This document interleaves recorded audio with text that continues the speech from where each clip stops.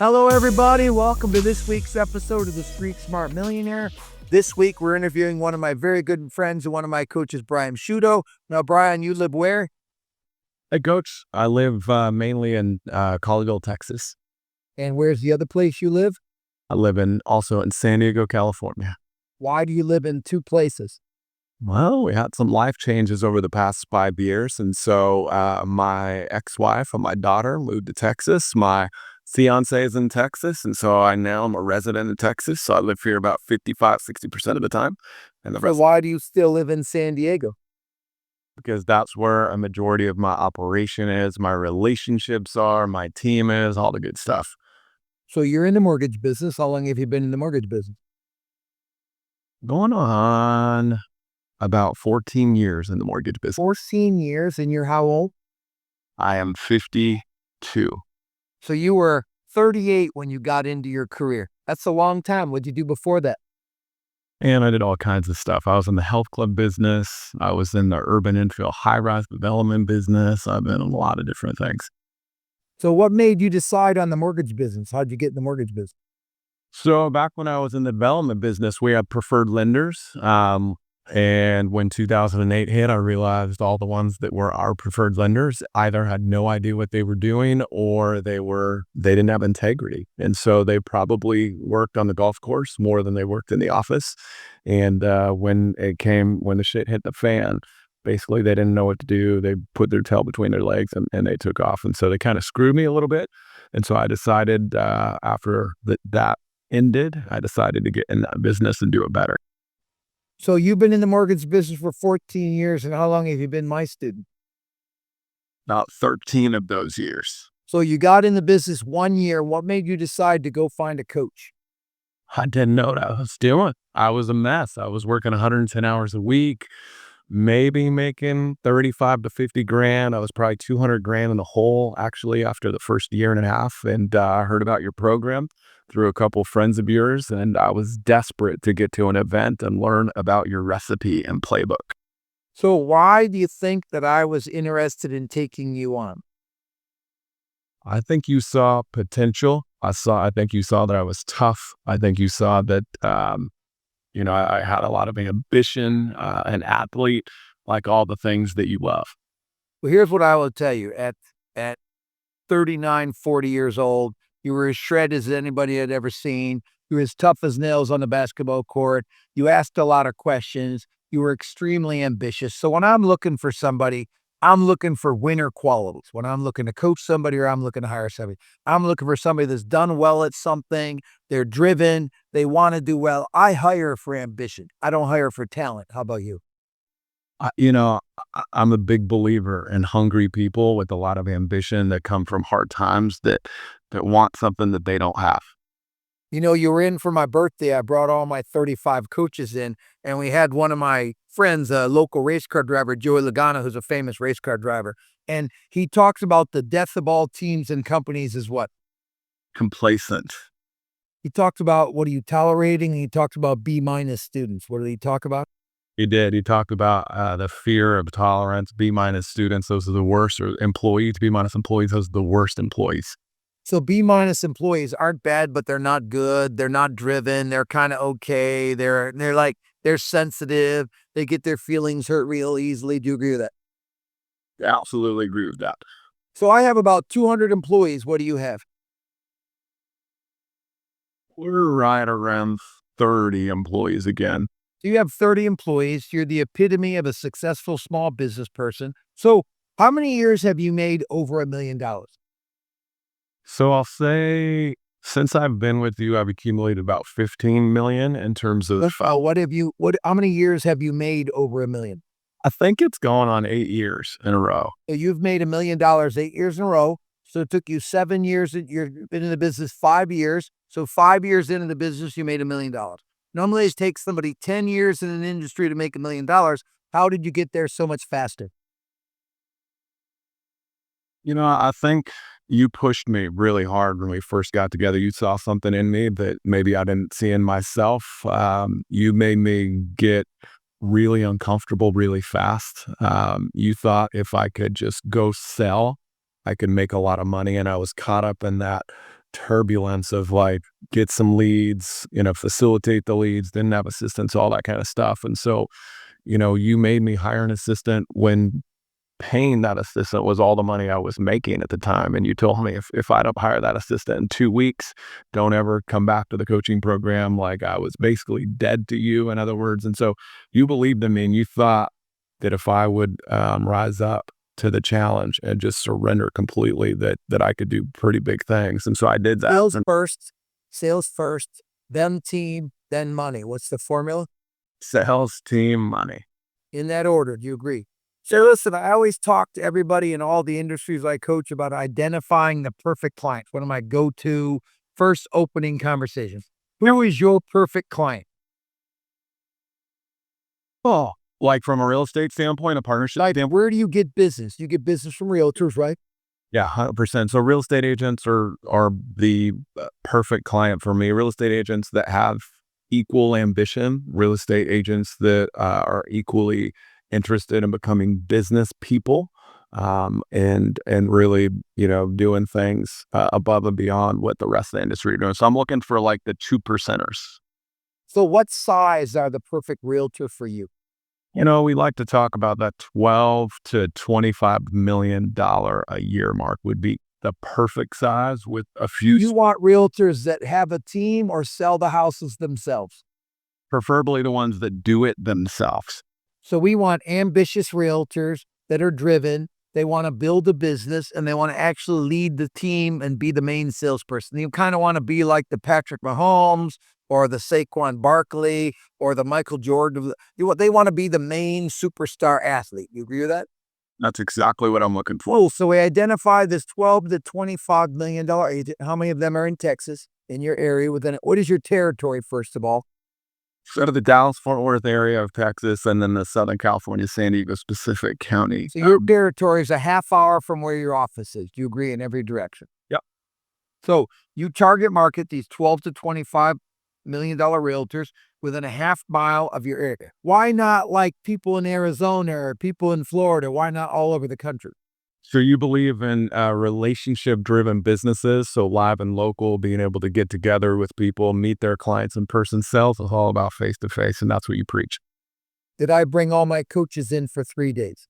Yeah, it was a great time, lots of interaction, and Did we have parties? we did. Did we eat a lot of food? We did. Did we work on our marriages, our leadership, our coaching skills? Did we work on a lot of stuff? It was man cave talk, man. So we had a lot of poker. We had a lot of relationship deepening. I mean, we even worked out and got sweaty in the garage and in the middle of it all. I think that's kind of the basis of relationship marketing, correct? Yes, sir. Would you say that if you were to describe your business, would you say it would relationship-based mortgages? Yeah, 100%. So relationship, referral-based business. Cool. I agree. It's referral-based, relationship-based. So how many of these realtors do you have in Texas? And how many of these realtors do you have in San Diego that you chase? I probably have 15 super solid relationships in Southern California. Probably have 9 super solid relationships in Texas. Constantly chasing 5 into each market on top. Okay, so let's talk about it. So you have 24 really good relationships. Yeah. Now, what in your opinion makes it a really good relationship? They give you a deal a month. How much business do they give you? Deal a month, they know how to refer the right way. They really So understand how do you want them to refer you? with a lot of honor, with a lot of trust, letting the client know that I am the best to help them reach their So goal. if I'm one of your realtors, what would you want me to say to my client? Hey, Rick, if you could do me a favor, when you refer me, let them know that I'm literally the best mortgage professional in the area. I will take great care of their clients and I will holistically and advise them with integrity. Cool. I think that's how we want our realtors to coach. So how many realtors do you chase? How many have you chased? How many have you met to get these 24? A lot more than 24 relationships, but I would say I have 24 super I know, good. but have you met like 200? Have you met 100? How many did you meet to get it down to 24 great ones? No, it's probably I have a goal of meeting 200 realtors per year, and so I would know 200 new realtors per year, every year. And of that 200, you might land 5 new relationships or 8 new relationships. Yeah, in between 5 and 10. Now, some of your realtors stop being productive. Yes, sir. Some of your realtors don't like you anymore. Things happen. Some of them move. Yes, sir. Oh, what happens to people that don't add new referral partners? It dies slowly. They slowly die and they go down. So I look at the mortgage business in my 40 years that I've been in it. I'm constantly changing realtors, loan reps, referral partners. Does that make sense? Yes, sir. I'm constantly chasing new people to build my business. Like I start on the road this week and I go to Sciutto. I got a Sunday night show, a Monday morning, a Monday afternoon, a Monday night, and a Tuesday morning show. I will see about 1,000 people in 5 shows. Will I get some clients out of it? Absolutely, man. The more Maybe activity, 10. How many will I get? yeah, probably 10. Maybe 10 out of two, out of, I might see 1,000 or 2,000 people in 5 shows. I might get 10 new clients out of it that want to come to me that do over, like my client, my perfect client does over 20 million, under 100 million, and they're very ambitious and they want to grow and they're willing to get their hands dirty. Like Jerry talked about dirty work. What's dirty work mean to him? Leading from the front, man. He gave a great example of, when he goes to the garage with all the guys, he has 400 employees. He'll literally take out a broom and broom the entire garage floor right in front of them all. I think that's dirty work. He has his team over to his house. He has a lot of parties. We have a lot of parties. We socialize a lot. It was fun to see somebody else in business doing a lot of things that we look at. So when I look at my referral partners, you're meeting 200 a year. You have 24 great accounts. You have 40 or 50 you're developing at all times, right? Yeah. So Awesome. how much time do you spend in sales, either getting a referral partner or converting a lead? How much time of your week do you spend in sales? It's been a long time in growing this with your leadership, but it's about 90% of my time is in green time and about 10% of my time is in red time. So you spend 90% in sales, 10% in making sure the files close smoothly, correct? So I look at most loan reps and they probably spend 80% of their time working on their files, 20% sell. So we're out there attacking, identifying who the perfect client is. We're meeting 200 of them a year. We've got 24 that I call ride and dies. What's ride and die mean to you? Like me, a boy, ride and die. What does that mean? Got your back no matter what, man. Got your back no matter what, taking care of you, worried about you, marriage issues, kid issues, health issues, fitness issues. I got you and you got me. Would you say you're riding and dying with these 24 realtors? Yeah, it definitely is a ride or die relationship with all of them. I don't think people understand what that is because they don't have those. Like it's people to counter it no matter what. So you've got these 24 realtors. Talk about weekly contacts. What are some of your structured things you do to contact these realtors? So with my top 11, very specifically, I am in their team meeting every single week. So I am programming. You're in their team meeting with them every week with your top. Yeah, it's mandatory. And then all 24, I meet with once a month for at least a half an hour to just go through how we're doing, how they're doing, how we can each get better. We go through all the leads, what was referred the right way, what wasn't referred the right way, and how we can slowly get 1% better every single week. So weekly, you're in 11 of their team meetings for how long? Ever. 10 minutes, 15 minutes? How long? Well, it's in between 5 and 15 minutes. Cool. And then once a month, you meet with them for a half hour to see how you can serve them, how you can take care of them, how you can better take care of their clients. Yes. What about weekly contacts? What do you have? I contact at least 50 of my top realtors every single week. So every Monday you call 50, correct? I want you to call 40. You're an overachiever, so you call 50 every Monday. What does that call go like? Hi, this is Rick from Remax. Hey, Rick, it's Sciutto. Just calling to check in on you, man. How you doing? I'm doing great, Brian. How are you? Hey, buddy, I'm doing great. Hey, listen, man, I didn't see you or hear from you this weekend. What the heck were you up to? Been distracted. I had my birthday, had a lot of people in town, just kind of crazy. By the way, thanks. I got that sweatshirt from you. I appreciate it. Absolutely, man. Well, I love you and I'd do anything for you. And I know gifts don't really matter that much, but I wanted to let you know how much I appreciate you and everything that you do. So what was the highlight of the birthday weekend? Highlight of the birthday was my 35 coaches coming in and just hanging out with all my friends. It was great. Oh man, that sounds amazing. Well, hopefully you had a great week and a great weekend on your birthday, man. Before I let you go, I just wanted to see if there's anything at all this week that you might need help with. Did anything come in over the weekend that I can help you with right now? I did write an offer on a client that I told to call you. Okay, I didn't get that call. Would you mind if you made a three-way text introduction right now so I can reach out? Perfect, no problem. I know if he goes with you, I'll make more money. I know I'll close on time, so I appreciate it. Well, I always love to take care of you, buddy. I'll make sure that happens. Thanks, Brian. So you're making 50 of these a week. You're doing 11 team meetings a week. You're meeting with all 50 once a month or just the 24 once a month? So I probably meet with all 50 once a quarter minimum. I would say that I meet with maybe 20 once a month. Cool. What do you do socially with these realtors? Now we're going to a good example is taking a bunch of them to a Harlem Globetrotters game in San Diego next weekend. So that should be a lot of fun. And I like to try to do, leverage lunches for their team, just lots of fun stuff and, poker nights, stuff like that. I think that business is more fun when it's done with people you care about and people you like. You agree with that? 100%. Oh, you've done really well. You've been over 1 million, 8 years in a row. You're one of the best loan reps, one of the best branch managers. You have 30 people. How many of your 30 are salespeople and how many are staff people? We got 11 salespeople, 19 staff people total. Cool. So my scale for teams is 1 per 5 staff. So what's 19 times 5? 19 times 5 would be about 95. 5. Yeah. So do you close 95 loans a month or are you currently overstaffed? So we're a little bit overstaffed right now, but I just hired 2 people, so we're going to build into that.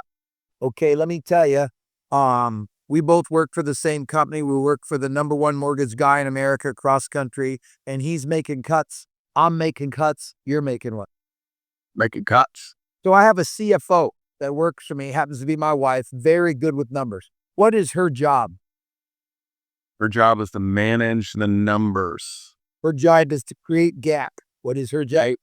All right, create gap. I like that. What does gap mean? Gap is make more money per person, find efficiency. The difference between the revenue and the overhead. What is the gap? Yeah, the difference between revenue and overhead margin. So you are the CEO, the COO, and the CFO. So as the CFO, the word is gap. What's the word? Yeah. That's the difference between revenue and overhead. So personally, you're the CFO. How can you create gap? By first of all, process to make sure that we're staffed properly. So you go, But listen, at home, on your personal family, you are the CFO. Oh, how do you create gap at home? how do I create a personal family budget? Bigger paycheck, lower overhead on the personal budget. What do you got to work on? Your paycheck, lower overhead. So I want you all to realize this. As the CFO of your family and business, are you the CFO of your business? I am. Are you the CFO of your family? I am. The word is gap. Difference between revenue and overhead. I'm cutting my personal overhead. I'm cutting my business overhead. I'm cutting all my overhead. My building rents, I'm cutting overhead. Everything in January, I'm cutting overhead. And every January, I look to raise my revenue to create what? Yeah. Then the COO's job is experience. What is the COO's job? Experience. It has to do with processes and systems. What does the chief operating officer have to work on? Processes and systems. Like having a good date with your spouse would be a good COO at home. Does that make sense? Yes, sir. Activities, how to transport the kids, when you go to the gym, how you do the gym. Those are COO activities. So what is the COO's responsibility? All the little things at home. Getting people. Listen. The COO's job is experience. What's the COO's job? It's experience. What is the CFO's job? Money. The gap. Only the gap, not the money. It's not the CFO's job, the money. What's the CFO's job? Is the gap. Between the revenue, the expenses. Personally, you're the CFO. At work, you're the CFO. You got to run a tight family budget. You got to cut the overhead. You got to raise the revenue, correct? Yes, sir. COO is experience, processes and systems to make the employees and clients like it better, correct? Okay. Yes, sir. What's the CEO's responsibility? Lead from the front. Revenue. Revenue. All right. Revenue. Just so you know, you don't have to be a leader. It'd be nice if you're a leader. Why? I don't know. Well, I think that people grow when they have good leadership. Do you agree with that? Yes, sir. So I think you should be a leader, and we are all leaders of our family and our businesses, aren't we? Yes, sir. And leaders influence. Like, I like one word per job. Why is that? Okay. Clear, simple, Now, what does everybody that I know? very simple. Now, that would either make me feel very bad or very happy. What does it make me that I'm simple and you're complicated? What does it make me? Happy or sad? Definitely makes you happy. Makes me happy that I keep it simple and you're one of my best coaches. You're one of my top guys. You've made over $1 million 8 years. You've accumulated in the last 12 years we've been together, you've probably accumulated 5 to 10 million in total assets between equity and stocks, correct? Yes, sir. You're working towards the golden level. The golden level is 10 million in equity and 10 million in stocks. What's the golden level? 10 mil in equity and 10 mil in stocks. You agree that's the golden level that you're shooting for? That definitely is a golden level. On your current trajectory, when will you hit that? Yeah, I should hit that by the end of next year. So 2 more years, you'll be at the golden level. 10 equity, 10 in cash. The golden level means you're set for life. You're now working on legacy and dynasty. You agree with that? Yes, sir. So first comes survival, then comes retirement, then comes legacy, then comes dynasty. You agree with that? Yes, sir. Well, I think you're doing really well. And I think the CEO is about what? Leadership.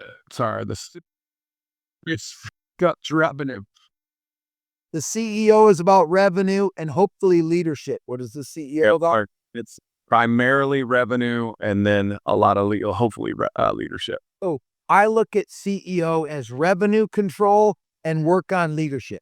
I look at the COO as experience for the clients and employees through processes and systems. I look at the CFO as gap, creating a gap between the revenue and expenses. Is that simple? Very simple recipe. Does it help you? Always helps me. Cool. Now, let's talk about your balance. You recently got married. When did you get married? Well, so technically I'm not married, but I've been engaged for a couple years. Okay. And you're getting married when? We don't have an exact date yet. Great. By Monday, I want an exact date. What do I want by Monday as your homework? Writing it down. By Monday, you want an exact date. I like commitment and permanency. What do you like? I like what you like, commitment and permanency. So I know this woman is the woman of your dreams. I've watched you meet her. I've watched you hang out with her. I've watched you get engaged. You're not getting over the finish line. Why? There's no reason. Cool. Go to her this week and set a date. Don't care if it's a year out, 2 years out, 3 years out. Do I care when it is? No, sir. Set a hard date and a location. Hard date, a location. What does location mean? Means committed. Means where do you want to get married? What do you want it to look like? Do you want to do a destination wedding? Do you want to do a party? Do you want to go to the courthouse? What do we need to do? Probably courthouse first, celebration second. Well, I think that if you're going to have a destination wedding, I would go to the courthouse and have a destination wedding, invite some friends. I had a destination wedding on a mountain, me and Britt. There were 11 couples there. Did we have a great time? Yeah, I've heard stories that it was an amazing time. Did I rent 4 Airbnbs so everybody could stay in? Yes, I heard that you did. Oh, we had a really fun time. We had a really good party. We went whitewater rafting one day. We had a wedding. I had all my best and closest friends at the time of my life. I've been married to Britt for 22 years. I was married 14 years, single for 3, married for 22. And it's a ride and die relationship for me. What is this with you and your lovely girl? It is ride and die. That means we're together until they get rid of us, correct? Yes, sir. I love what Roy says. Roy's my mentor when it comes to marriage and God. And he's always like, Mary can leave, but I'm going with her. I love that. He says it all. That's how it has to be. So I think that we need to get a firm date and how she wants to get married. Does that make sense? Yes, sir. Some final thoughts for our audience about wealth and backs. I think it all starts with discipline and accountability and having a mentor. And if you're listening to this podcast, if you're a lender or realtor and you haven't checked out our program and you want to build something special through accountability. I think accountability is a big part of it as well. I think you gotta follow a recipe, and you have the best recipe in the business. I've been following it for many years, and every time I add something or take away something from a recipe, I veer off course a little bit. I get stung, and I think the easiest thing is simple. Follow the playbook, stay disciplined, have an accountability partner such as yourself, and get into coaching, and you can do incredible things. Well, you were the top loan rep in my program last year. So we have 335 clients that pay us 40 grand. We have 90 clients that pay us 20 grand. And we have 450 clients that pay us 10 grand. And you were the number one lender of all of those clients. Last year, you did how many million?